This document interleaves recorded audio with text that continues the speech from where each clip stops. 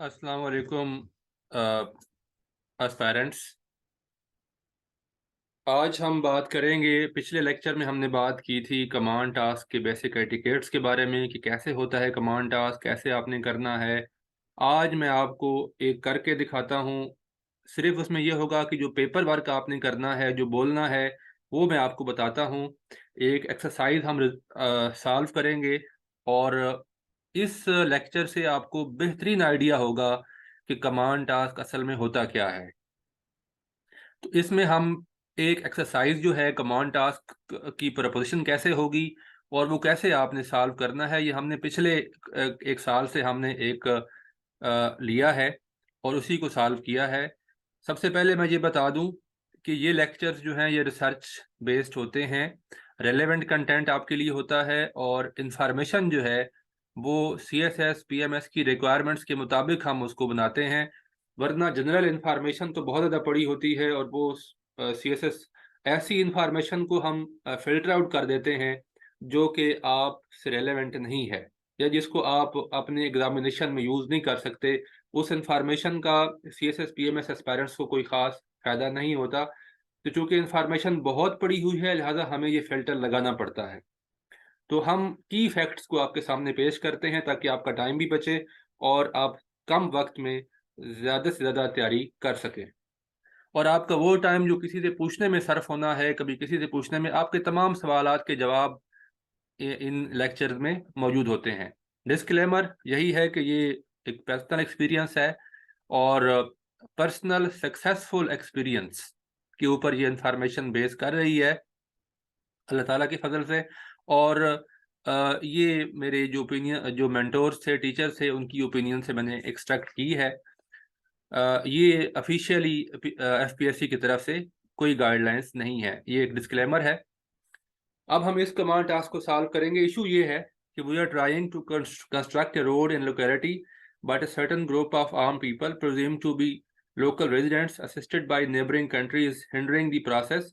The project is vital and should not be delayed. Being the head of committee as secretary communication and works, devise a plan. तो this इस तरह की preposition आपके सामने आएगी paper के ऊपर। अब आपको कुछ टाइम दिया जाएगा कि 10 मिनट हैं, 8 मिनट हैं, 15 मिनट हैं, आप पेपर के ऊपर अपनी स्ट्रेटेजी बनाएँ। तो आपने पिछला लेक्चर लिया होगा, पिछला लेक्चर आपने सुना होगा, उसमें मैंने बताया था कि आपने 96-95% तक अपना काम पेपर के ऊपर मुकम्मल कर लेना है। तो जब भी आप प्रिपरेशन को सॉल्व करेंगे, सबसे पहले ये देखेंगे कि इसमें कंसर्न डिपार्टमेंट्स कौन-कौन से आएँगे, उनका रोल क्या होगा। दूसरी आपको मैं टिप ये देता हूँ कि always think in terms of plan A and B. जब भी किसी इश्यू को सॉल्व करना हो तो हमेशा 2 प्लान बनाएँ कि अगर चीज़ें वैसे रहती हैं जैसे हमने सोची हुई हैं तो ये प्लान ए है, अगर चीज़ें खराब होती हैं तो फिर क्या करना है, प्लान बी जो है वो भी होना चाहिए आपके पास। Always focus on amicable settlement. जब इस तरह का इश्यू हो, जैसे ये इश्यू है, तो हमेशा आपने always think in terms of amicable settlement. लेकिन इसमें एक एक्सेप्शन है कि अगर कोई आउटलॉ है, अगर कोई कानून की वायलेशन है, उसके ऊपर आपने कॉम्प्रोमाइज़ नहीं करना। ये असल जो रूह है सिविल सर्वेंट्स की, जो जो पॉलिसी है, जो होना चाहिए, वो ये होना चाहिए कि चीज़ों को हमेशा डिप्लोमैटिकली, एमिकेबली लेके चलें। लेकिन अगर कोई कानून की खिलाफवर्जी करे तो वहाँ पे कोई डिप्लोमेसी नहीं, वहाँ पे क्या है, वहाँ पे लीगल एक्शन आपने लेना है। और यही सिविल सर्वेंट्स की ट्रेनिंग होती है कि आपने शहरियों के साथ बड़े अच्छे तरीके से रहना है, सलूक करना है, उनकी खिदमत करनी है। You are the public servant. But उनमें उनमें अगर कोई एलिमेंट है जो कानून को हाथ में लेता है, उसके लिए कोई माफ़ी नहीं होनी चाहिए। तो मीटिंग इस तरीके से स्टार्ट होगी, यानी इसी प्रपोजिशन को, इसी कमांड टास्क को ज़हन में रखते हुए हम अब मीटिंग स्टार्ट कर रहे हैं। Bismillahirrahmanirrahim. Assalamu alaikum, dear colleagues. First of all, I welcome you all in this meeting. I am really thankful to you for being here at a very short notice. I have called this meeting as Secretary Communication and Works to discuss an urgent situation. ये तो हो गए पहले remarks. इसके बाद आप आएंगे, मसला बयान करेंगे। अच्छा, मसला जो जो है ना कमांड टास्क, इसको आप अपने अल्फाज में बयान करेंगे। पैराफ्रेज करेंगे। ऐसा नहीं करना कि आपने इसी को ही रिपीट कर देना है, आप थोड़ा सा इसको पैराफ्रेज करके सिंपलीफाई करके बयान करेंगे, स्लाइटली थोड़ा चेंज कर देंगे। इसको चेंज नहीं करना, इसकी स्पिरिट को चेंज नहीं करना, कंटेंट को चेंज नहीं करना, थोड़ा एक्सप्लेनेशन की तरफ लेके आना है इसको। आपने बोलना है, we are facing this problem that a group of people who are armed are showing resistance to our plan of constructing the road in the locality. This road is vital for the development of the area and it will connect this area with other parts of the country. This road will bring prosperity in the neighborhood. These armed people are reportedly the local residents. Our intelligence agencies have suggested that the hostile agencies have made their ingress into the area and they have provided support and arms to these local residents. We would not compromise on the construction of the road, but we would like to do it amicably. In this meeting, we have reps from district administration, district police, special branch, traffic police, counter terrorism department, media, civil society, rescue 1122 and health department. अब ये जो चीज़ है ना, जब आपने ये कह दिया कि हमारे पास इस डिपार्टमेंट के रेप्स मौजूद हैं, तो ये एक हिंट होता है आपके पार्टिसिपेंट्स के लिए जो आपके सामने बैठे होते हैं मीटिंग में, कि आप वो उन्होंने इस चीज़ को गौर से सुनना है कि जो चेयर है उसने क्या-क्या हिंट दिया है। ये हिंट चेयर ने देना है, ये इस पे ज़रा गौर करें। ये कंसर्न डिपार्टमेंट्स बता दिए चेयर ने जो कि इस इशू से रिलेट करते हैं। तो अब जो आगे सुनने वाले हैं वो इसके मुताबिक सजेशन देंगे। अच्छा, वो ये नहीं कहेंगे कि मैं डीपीओ हूँ या मैं डीसी हूँ, बस जनरली जो ज़हन में आए इनसे रिलेटेड वो बोलते जाएँ। और दूसरी चीज़ ये है कि जो चेयर है वो भी ये नॉमिनेट नहीं करेगी किसी पर्टिकुलर पार्टिसिपेंट को कि आप डीपीओ हैं, आप डीसी हैं, आप डिस्ट्रिक्ट ऑफिसर स्पेशल ब्रांच हैं, आप सीटीओ हैं, ट्रैफिक ऑफिसर हैं, आप काउंटर टेररिज्म से हैं। तो वो ये नहीं कहेगी, वो जनरली ये बता के तो उनसे ओपन डिस्कशन डिमांड करेगी, जैसा कि ये है। I hope I have explained the situation and there is no confusion left in the mind of any participant regarding the nature of the issue. Now the house is open for discussion and your valuable input is required in order to finalize the strategy. I will start from the right side and would take your viewpoint one by one. Please be brief and specific. ये पिछले जो lecture के मुताबिक है, आपने पिछला lecture भी ज़रूर सुनना है। अच्छा, इस सारे जब आप इंट्रोड्यूस कराते हैं, तो इस सारे चीज़ कहने में ना मुझे लगे हैं 1 मिनट और 35 सेकंड, और ऑलमोस्ट यही आपने टारगेट रखना है कि 1 मिनट और 30 सेकंड पे आपने अपना इशू जो है वो बता सकें। थोड़ा-सा इसको मैंने डिटेल लिखा है ताकि आपको समझाने के लिए कि आपको हर चीज़ समझ आ जाए। तो ये जो सारा इंट्रोडक्शन है ना, ये इसमें आपने वेलकम भी कर दिया, आपने उनको अस्सलाम वालेकुम भी कह दिया, आपने उनका शुक्रिया भी अदा कर दिया, फिर इशू को भी बता दिया, फिर आखिर में उनसे क्या किया, उनसे जो है वैल्यूएबल इनपुट भी माँग लिया। तो ये सारी चीज़ें बताने में आपको 90 सेकंड, 95, 100 सेकंड लगेंगे और यही रीज़नेबल टाइम है। इससे 100 सेकंड से ऊपर नहीं जाना आपने। कोशिश करनी है 90 सेकंड तक रहें। अब जो डिस्कशन चलेगी वो तकरीबन चलेगी 4.5 से 5 मिनटों तक। ठीक है? डिस्कशन अगर आप देखें, अब रफ वर्क आप पहले कर चुके होंगे, अगर आपने ज़्यादा कम्प्रिहेंसिव प्लान बना लिया है शुरू में ही, यानी जब आपको तैयारी का मौका दिया गया था तब आपने अच्छा प्लान बना लिया, लंबा प्लान बना लिया है, तो अब थोड़ा डिस्कशन को शॉर्ट भी कर सकते हैं, यानी कोई 4:40 तक, 4 मिनट 45 सेकंड तक कर सकते हैं, 4 मिनट 50 सेकंड तक कर सकते हैं, लेकिन 5 मिनट से ऊपर ना जाए। और आपने ये ज़हन में रखना है कि डिस्कशन 5 मिनट में एंड हो जाए और ये 1:30 वो हो गए, तो आपके पास 6.5 मिनट का तो ये दोनों चीज़ें हो गई, डिस्कशन भी और पिछला इंट्रोडक्शन भी। अब आपके पास कम से कम 90 सेकंड होने चाहिए, कम से कम 90 सेकंड और ज़्यादा से ज़्यादा 120 सेकंड, यानी 2 मिनट, 1.5 से 2 मिनट आपने रखने हैं आखिरी लेग के लिए, आखिरी चीज़ के लिए, वो है कंक्लूडिंग द मीटिंग। तो इसमें आप ये कहेंगे, Dear team, I am really thankful to you for participating in the discussion and giving your valuable input. Our final strategy would be as follows. Deputy Commissioner would engage the so-called leaders of the armed residents in dialogue and utilize all his resources to settle the issue. अब बात ये है कि local हैं, residents हैं, community के हैं, उन सब के साथ तो नहीं लड़ा जा सकता। उन सब के साथ तो स्टेट नहीं आ सकती कि उन सबको ख़त्म कर दें, ऐसा तो मुमकिन नहीं है ना। एक लोकेलिटी है, उन लोगों के कंसर्न हैं, वो जैसा भी है, अगर उनको फॉर द टाइम बीइंग भड़काया भी गया है स्टेट के खिलाफ, तो वो उनके खिलाफ आप फ़ौरन तो नहीं कूद जाएँगे कि आप उनके खिलाफ एक्शन लें। तो आपने एंगेज करना है। देखें, जब भी इस तरह का प्रोटेस्ट होता है, उसमें या लोगों के ग्रीवेंसेस होते हैं, उसमें से 100 में से कोई 3-4 लोग ऐसे होते हैं जिनके पास आर्म्स हो सकते हैं, या जो शरारती लोग होते हैं। ज़्यादातर जो कंपोज़िशन होती है किसी भी क्राउड की, वो जनरली उसमें पीसफुल लोग भी होते हैं, लेकिन उनके जज़्बात उस टाइम मुश्तल होते हैं। कुछ लोग बहुत ज़्यादा शरारती होते हैं, उनकी नीयत ख़राब होती है, वो 4 से 5% तक हो सकते हैं। तो आपने पहले क्या करना है कि एंगेजमेंट करनी है उस क्राउड से, उन लोगों के अंदर से नोटेबल्स बुला के क्या करना है, डीसी जो है उनसे बात करेगा। डायलॉग जो है वो डोमेन डिप्टी कमिश्नर की है, क्योंकि डिप्टी कमिश्नर की डोमेन इसलिए है कि he is the head of district administration, तमाम डिपार्टमेंट्स उनके अंडर हैं, सिवाय पुलिस और जुडिशरी के। ये बात ज़हन में रखें कि डीसी के अंडर तमाम डिपार्टमेंट्स हैं, सिवाय पुलिस और जुडिशरी।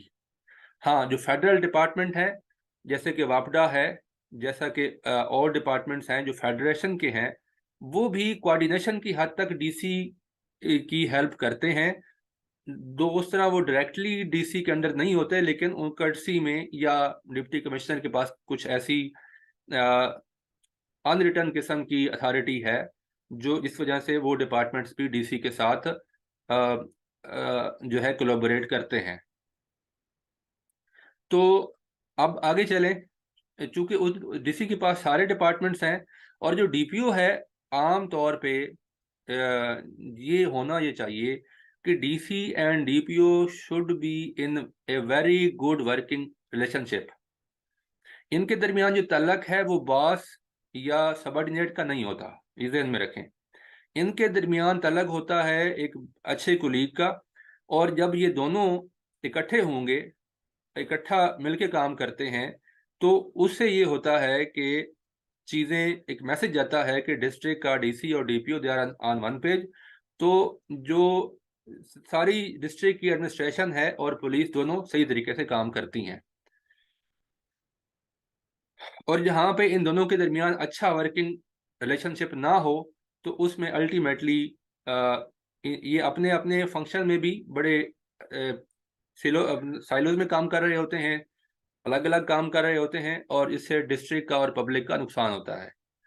तो डीपीओ जो है, वो दूसरी जो बात करेगा, आपने कहनी है, DPO would accompany the deputy commissioner in the talks with the notables of the area. If the concerns of the locals are found genuine, these should be addressed or resolved by the Deputy Commissioner and the DPO. Whatever needs to be reported to the provincial government, it should be done without any delay. मतलब बहुत सारी चीज़ें ऐसी होंगी, हो सकता है locals की कुछ डिमांड हो जो कि जेन्युइन हो, उनका कंसर्न जेन्युइन हो। तो ऐसी सूरत में डीसी जो है, जो कुछ वो खुद उसके इख्तियार में हुआ वो मौके पे कर देगा।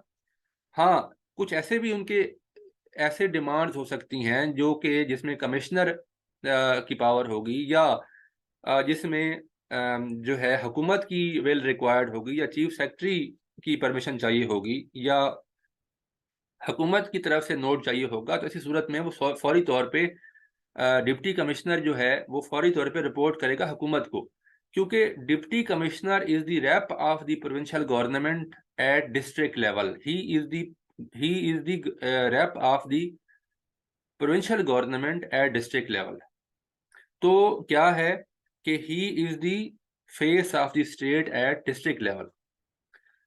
As far as the issue of having weapons is concerned, the DPO shall assess the situation, identify the armed people, and get the raid conducted as and when convenient to arrest the culprits who have kept arms to stand up against the state. Stern criminal action is required against these elements. अब यहाँ पे एक चीज़ और आपने गौर करनी है कि अब आपने एक और तरफ रुख किया कि जिन जिन लोगों के पास वेपन है, डीपीओ जो है सिचुएशन को खुद असेस करेगा, उनको आइडेंटिफाई करे, और उनके ऊपर जब उसके लिए मुनासिब हो वो रेड करे। ये नहीं कहना कि जी आज ही रेड करना है, आज ही पकड़ें, क्योंकि डीपीओ की जो प्रोफेशनल असेसमेंट है उसके ऊपर छोड़ दें। डीपीओ जो है, जो कि he is the incharge of the police, he knows better कि कब उसने रेड करना है, कैसे उसने प्लान करना है। ऐसा ना हो कि उसको ये हिदायत दी जाए कि वो फौरन ही रेड कर ले और आगे उसके नुकसान हो जाए। तो डीपीओ को कैटेगोरिकली डायरेक्शन देने की बजाय थोड़ा उसके पास मार्जिन छोड़ते हैं कि वो फील्ड की सिचुएशन को असेस करे और फिर अपना जो है वो प्लान तरतीब दे। और डीपीओ का जो प्लान होता है, जब यूज ऑफ फोर्स करनी हो तो उस टाइम मैक्सिमम इस चीज पे रखा जाता है कि कोई कोई किसी बेगुनाह इंसान की जान न चली जाए, बल्कि इंसानी जान का उसमें ज़िया ना हो। DPO may write to DC for cancellation of the licenses if licenses against these arms and weapons have been issued by the DC. DC will cancel them. अब जब वेपन्स की बात आती है तो वेपन्स कुछ होते हैं लाइसेंस वाले। लाइसेंसिंग अथॉरिटी वेपन्स की है डिप्टी कमिश्नर, उसको कैंसिल करने की अथॉरिटी भी डिप्टी कमिश्नर है। हाँ, कुछ होम डिपार्टमेंट भी इशू करता है, होम डिपार्टमेंट और डीसी ये करते हैं। लेकिन आप जनरली रहें, ज़्यादा आपको इतना डिटेल में ज़रूरत नहीं है। आप ये कहें कि हाँ, कैंसलेशन के लिए डीसी जो है वो कर सकता है, या वो मूव करेगा या खुद करेगा। तो डीपीओ जो है, अब जो वेपन्स हैं कुछ हो सकता है उसमें लाइसेंस वाले भी हों, कुछ लाइसेंस के बगैर हों, लेकिन दोनों सूरतों में ये बात गलत है कि लाइसेंस वाला वेपन भी आप यूज़ नहीं कर सकते स्टेट के खिलाफ। वेपन का गलत इस्तेमाल जो है, चाहे लाइसेंस ही क्यों ना हो, वो जुर्म है। और बगैर लाइसेंस के वेपन इटसेल्फ रखना ही जुर्म है। तो this should be kept in your mind. और ये अथॉरिटी डीसी की है। डीपीओ में right to DC for cancellation of the licenses if licenses against the weapons are issued by the DC. आगे आएंगे, however the locality members who are peaceful and don't possess arms should be treated with utmost courtesy and respect. Of course they are Pakistan citizens. अब आपने बात को थोड़ा सा, इसका मतलब क्या है? इसका मतलब ये है कि आपने इशू को सही समझा है, उसको सेग्रीगेट कर दिया है, उसको अच्छी तरह डिटेल में गए हैं। हमेशा प्लान जो है वो कम्प्रीहेंसिव होना चाहिए और इन डिटेल होना चाहिए। तो अब आपने क्या कह दिया कि आपने ये कहा है,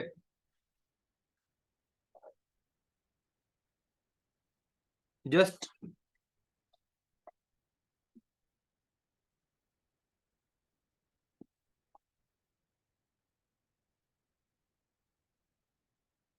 आपने ये कहा है, सॉरी फॉर द इंटरप्शन। अब आपने ये कहा है कि अगर प्रोटेस्टर या रेजिडेंट्स 1000 लोग हैं, तो 1000 में से जो आम पीपल है वो 15-20 होंगे।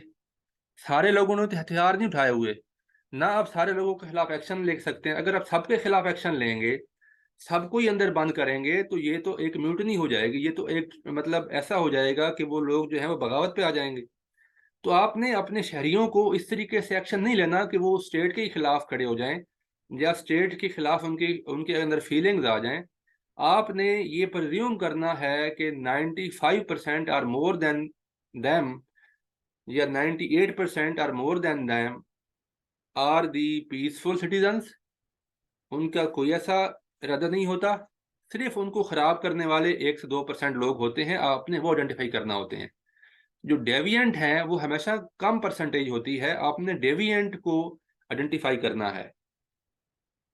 अब आते हैं हम उस प्लान बी की तरफ। अब ये तो आपका वो प्लान है जो कि चीज़ें ठीक रहती हैं।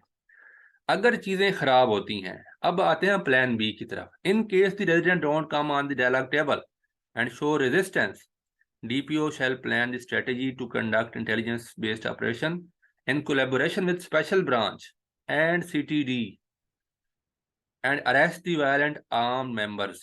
जो आर्म मेंबर्स हैं उनको अरेस्ट करेगा, प्लान करेगा, इलाके से पता करेगा। डीपीओ के पास अपने रिसोर्सेज होते हैं, उनके पास अपने इन्फॉर्मर्स होते हैं। दे कैन नो कि कौन बंदा है, इनको भड़का रहा है, कहाँ से वेपन आ रहा है, क्या सारी चीज़ें एक्शन लेगा उस पर। Rescue 1122 ambulances hospital are to be kept on high alert. अगर रेड के दौरान कुछ हो जाता है, अल्लाह माफ़ करे, तो rescue 1122 ambulances hospital are to be kept on high alert. और ये सारी चीज़ें डीसी के अंडर होती हैं। Traffic police shall devise the plan for alternative routes and relay it on media for the public awareness. जिस जगह पे लोग प्रोटेस्ट कर रहे हैं या खड़े हैं या आर्म रेजिस्टेंस दे रहे हैं, तो वहाँ से ट्रैफिक को भी डाइवर्जन के लिए ट्रैफिक पुलिस जो है वो अरेंजमेंट करेगी कि वहाँ से लोग ट्रैफिक यूज़ ना करें, उस जगह पे रश ना बनाएं। अगर वहाँ पे रोड ब्लॉकेड है तो उसका अल्टरनेटिव रूट जो है वो देगी, और ट्रैफिक जो है वो इसके लिए मीडिया को यूज़ करेगी traffic police. Media shall play its role in pacifying the situation and building opinion in favour of the state. क्योंकि स्टेट एक अच्छा काम कर रही है ना, स्टेट रोड बना के दे रही है, तो स्टेट की फेवर में होना चाहिए। Civil society and notables of the area are requested to play their role in resolving the crisis situation. तो आपने सिविल सोसाइटी, हाँ, एक तीसरा रूल ये याद रखना है कि सिविल सोसाइटी और जो पब्लिक के नुमाइंदों को आप डायरेक्शन नहीं दे सकते। उनसे हमेशा डायरेक्शन दे सकते हैं, but in a very humble and in a very requesting way, क्योंकि they are the citizen, they are not your subordinates. तो उनको हमेशा ये कहना है कि you are requested, you are humbly requested to play your role in resolving this situation. अच्छा, अब आपने सारा कुछ बता दिया। अब ये जो है ना, ये आपका टिपिकल वो है, आखिरी पैरा जो अब बताना है आपने, ये हमेशा हर एक के आखिर में इसी तरह मिलता जुलता आएगा। My office will issue the minutes of the meeting very soon to keep the follow up. Minutes of the meeting से मुराद होता है कि जो भी बात कही, जो डिसीजन हुए, उन सबका रिकॉर्ड, और वो इशू किया जाता है लेटर की शक्ल में। Next meeting would be called soon to see the progress of all the concerned units and departments, agencies. However, I will stay in touch with the DC and DPO. Dear participants, we are one team and inshallah we would resolve this issue with our collective efforts. Thank you once again. Meeting is over now. Allah Hafiz. ये सारा का सारा जो काम है ना, जब ये ख़त्म हो तो उस वक्त 7 मिनट और 50-55 सेकंड हुए होने चाहिए। 8 मिनट से ऊपर नहीं जाना चाहिए आपको। कोशिश करें 8 मिनट से ऊपर ना जाए। अच्छा, इसमें यहाँ पे मैंने एक और चीज़ आपको बतानी है कि ये जो मेरी स्ट्रैटेजी है ना, यहाँ तक, ये थोड़ा ज़्यादा टाइम ले जाती है। ये तकरीबन 1 मिनट और 50 सेकंड लेगी। उसकी वजह ये है कि मैंने आपको थोड़ा कम्प्रीहेंसिव बताना था, तो इसलिए मैंने थोड़ा डिटेल बता दिया। इसको आप 1 मिनट और 30 सेकंड पे भी लेके आ सकते हैं। इस कम्प्रिहेंसिव स्ट्रैटेजी को थोड़ा कम भी कर सकते हैं। तो मैंने इसलिए थोड़ा डिटेल में बता दिया ताकि आपको आइडिया हो कि किस एंगल से आपने काम करना है। अब एक और बात ये है कि अगर आपकी स्ट्रैटेजी जो शुरू में आपने बनाई, अगर लंबी बना दी है, तो आपको थोड़ा मीटिंग स्टार्ट करनी पड़ेगी कुछ सेकंड पहले। आपने 5 मिनट से पहले, यानी 5 मिनट आपने दिए मीटिंग डिस्कशन को, तो डिस्कशन थोड़ा जल्दी ख़त्म कर सकते हैं ताकि आप अपनी स्ट्रैटेजी उनको बता सकें। अच्छा, अब आखिर में हम थोड़ा बात कर लेते हैं जो एक्सरसाइजेज हैं। तो ये एक्सरसाइज आप कर सकते हैं। Convene the meeting as head of an environmental agency, formulating a strategy to preserve the local ecology based on report published by the UN that thousands of species and are endangered around the globe। उसी pattern पे आपने इसका भी command task आप कर सकते हैं। DCO faces problem that a big feudal lord of his district dies, leaving behind a very young son. The uncle of the child wants to kill him. DCO has to come up with the solution in which both the parties are to be kept satisfied. Number 4, you are designed a secretary health. There is a problem of industrial waste near the town which is spreading diseases in public. How to solve this matter? ये भी आप exercise कर सकते हैं। Secretary Education is discussing the problems in education sector like political interference in teachers, transfers, etc. As a district officer, how would you, as a district officer, revenue and state, how would you resolve tax evasion? तो ये एक है। अगली video में command task से relevant होगी, और अगली वीडियो में हम आपको बताएंगे कि डिफरेंट डिपार्टमेंट्स का आपस में क्या ताल्लुक होता है, कौन सीनियर होता है, कौन जूनियर होता है हायरार्की में, और कौन किसको डायरेक्शन दे सकता है, कौन किस को रिक्वेस्ट कर सकता है। तो ये भी एक एटिकेट्स है ना डिपार्टमेंट्स के, कि जो ऑफिसर्स होते हैं, जो उनकी नॉमेनक्लेचर्स हैं, लाइक पता होना चाहिए आपको कि चीफ सेक्रेटरी का क्या और आईजी की क्या इक्वेशन है, डीसी और डीपीओ की क्या इक्वेशन है। तो डिफरेंट डिपार्टमेंट्स हैं कौन कौन से, उनका रोल क्या है, 1122 का रोल क्या है, ट्रैफिक पुलिस का रोल क्या है, वो सारी की सारी मैं आपको अगली वीडियो में बताऊंगा। और ये अगली वीडियो के बाद हम कमांड टास्क का जो हमारे 3 लेक्चर पूरे हो जाएँगे, और कमांड टास्क के ऊपर ये मेरे ख्याल में गाइडलाइन आपके लिए मोर देन इनफ है।